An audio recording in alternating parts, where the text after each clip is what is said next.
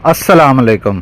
आज की इस वीडियो में हम ड्रिप तैयार करने और ड्रिप लगाने का तरीका सीखेंगे। ड्रिप तैयार करते वक्त किन बातों का खास ख्याल रखना चाहिए और ड्रिप जब चल रही हो तो कौन सी बातें मद्देनज़र रखनी चाहिए।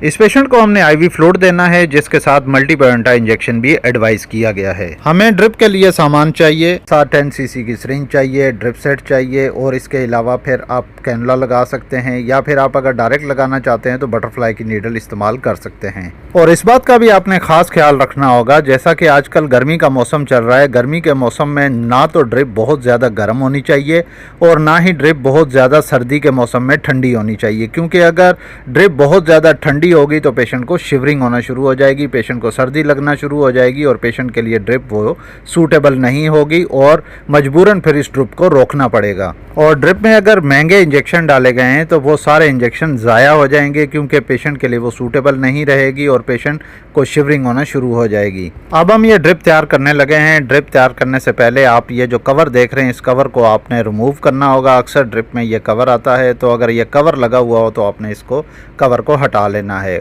अक्सर मेडिकल स्टाफ जब ड्रिप तैयार करते हैं तो ड्रिप तैयार करते वक्त जब ड्रिप सेट डालते हैं तो ये ड्रिप जो है वो लीक हो जाती है। उसकी एक सबसे छोटी सी एक गलती होती है जो कि अमूमन करते हैं। एक बात का ख़ास ख्याल रखें कि जब भी आप इंसर्ट कर रहे हो तो आप इसको स्पाइक ना करें, इसको गोल ना घुमाएं, बल्कि आप प्रेशर से इसको अप्लाई करेंगे तो ये ड्रिप आपकी कभी भी लीक नहीं होगी। ड्रिप सेट फिक्स करने के बाद आपने रेगुलेटर को बंद कर देना है, इसको लॉक कर देना है और चैम्बर को आपने भर लेना है। अब अगर आपने कोई ड्रिप में इंजेक्शन डालना है तो वो इंजेक्शन भी आप रेडी कर लें, लेकिन इंजेक्शन आपने तभी डालना है जब आप ड्रिप को फिक्स कर लेंगे, यानी कि किसी जगह पे आपने लटका देना है। जिस तरह इस पेशेंट को हम मल्टीबायोंटा इंजेक्शन डालकर ये ड्रिप चलाएंगे। ये मल्टीबायोंटा इंजेक्शन जो है ये ताकत के लिए इंजेक्शन दिया जाता है। ये इंजेक्शन आपने स्ट्रिप में डाल देना है, लेकिन एक बात का खास ख्याल रखना है कि जहाँ तक फ्लूइड का लेवल है उससे ऊपर आपने इंजेक्शन को ये प्रिक करना है और इससे नीचे नहीं करना, वरना ये ड्रिप लीक होती रहेगी।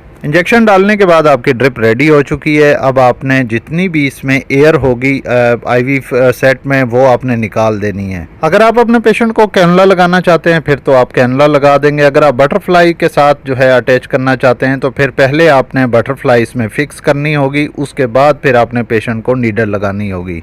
और यहाँ पे ये पॉइंट भी नोट कर लें कि बटरफ्लाई को फिक्स करने के बाद बटरफ्लाई में से भी जितनी एयर है वो आपने निकाल देनी है। टॉर्निकेट फिक्स करके आपने अच्छे तरीके से पेशेंट की वेन को असेस कर लेना है। जब आप कॉन्फिडेंट हो जाएं कि आपने इसी वेन में ड्रिप फिक्स करनी है तो फिर आप बिस्मिल्लाह पढ़ के अल्लाह का नाम लेके ड्रिप लगा दें और पेशेंट की वेन को असेसमेंट करते रहें कि आया नीडल जो है वो अच्छे तरीके से फिक्स हो चुकी है, कहीं स्वेलिंग तो नहीं हो रही या रेडनेस तो नहीं हो रही या फ्लेबाइटिस तो नहीं हो रहा। तो ये सारी चीज़ें देख के आपने इस पर टेपिंग जो है वो फिक्स कर देनी है ताकि नीडल बार बार हिले ना। बटरफ्लाई नीडल का ख़तरा ही रहता है कि कहीं किसी भी वक्त वो पेशेंट के लिए आउट हो सकती है और वहाँ पे स्वेलिंग हो सकती है, ड्रिप रुक सकती है और सेलुलाइटिस होने के चांसेस बढ़ सकते हैं। तो इसी वजह से इस बटरफ्लाई नीडल को कंटिन्यूसली असेसमेंट की जाती है। हाँ, कैनुला अगर हो तो कैनुला में डर बिल्कुल भी नहीं होता।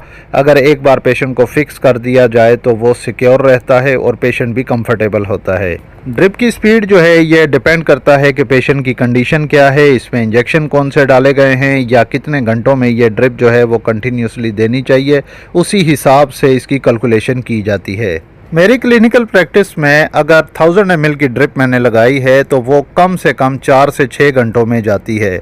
लेकिन ये बात फिर भी जहन में रखें कि जिस तरह डॉक्टर ने एडवाइस किया है उसी ही स्पीड के साथ जो है ड्रिप जानी चाहिए, ना तो खुद से ज़्यादा करनी चाहिए ना ही खुद से ज़्यादा स्लो करनी चाहिए।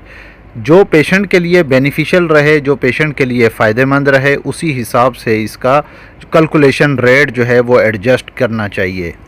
ये वीडियो आपको कैसी लगी कमेंट करके लाजमी बताइएगा। इस वीडियो को लाइक कर दीजिएगा और अगर आप मज़ीद ऐसी हेल्थ से रिलेटेड मेडिकल इन्फॉर्मेटिव वीडियोस देखना चाहते हैं तो मेरे इस यूट्यूब चैनल मेडी हेल्थ एंटरप्राइजेस को सब्सक्राइब कर लें और साथ ही बेल आइकन का बटन ऑन कर लें ताकि हर नए आने वाली वीडियो का नोटिफिकेशन आपको मिल सके। तो मिलते हैं नेक्स्ट वीडियो में, तब तक के लिए अल्लाह हाफिज़।